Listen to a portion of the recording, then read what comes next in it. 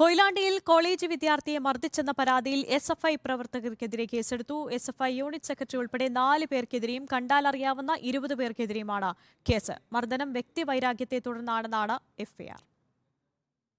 മൂക്കിനും കണ്ണിനും മുഖത്തും മാരകായുധങ്ങൾ ഉപയോഗിച്ച് പരിക്കേൽപ്പിച്ചു.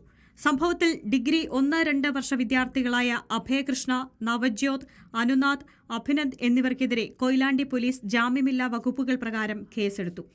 എസ്എഫ്ഐയുടെ യൂണിറ്റ് ഭാരവാഹികൾ ഉൾപ്പെടെയുള്ളവരാണ് പ്രതികൾ. കണ്ടാലറിയാവുന്ന 20 പേർക്കെതിരെയും കേസുണ്ട്.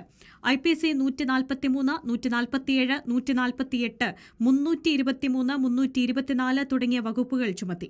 കൊയിലാണ്ടി ആർ ശങ്കർ SNDP കോളേജിലെ വിദ്യാർത്ഥി CR അമലിനെ 1-ാം തീയതി ഉച്ചയോടെയാണ് ഒരു സംഘം വിദ്യാർത്ഥികൾ ആക്രമിച്ച് പരിക്കേൽപ്പിച്ചത്. വ്യക്തിവൈരാഗ്യമാണ് മർദ്ദന കാരണമെന്നാണ് എഫ്ഐആർ. റാഗിംഗുമായി ബന്ധപ്പെട്ട തർക്കത്തെ തുടർന്നായിരുന്നു മർദ്ദനം. SFI യൂണിറ്റ് സെക്രട്ടറി ഉണ്ട് അനുനാഥ്. ഓൻ ഇന്നാളൊരു അടി കിട്ടിയിരുന്നു കോളേജിൽ നിന്ന്. അതിൽ ഞാനില്ല. പക്ഷെ അതിൽ ഞാനില്ലാത്തതുകൊണ്ട് മറ്റുള്ളവരെല്ലാം പെടുകയും ചെയ്ത്. പണ്ടത്തെ അടിയൊന്നുമല്ല, ഒരു വാക്കാർക്കും അതവിടെ കയ്യും ചെതിക്കി. പക്ഷെ ആ ഒരു ദേഷ്യം ഉള്ളിൽ വെച്ചിട്ട് പാർട്ടിക്കാരൻ കൂട്ടിപ്പിടിച്ച് ഈ ഒരു അവസരം മുതലാക്കി എന്നെ അടിക്കുകയുണ്ടായി.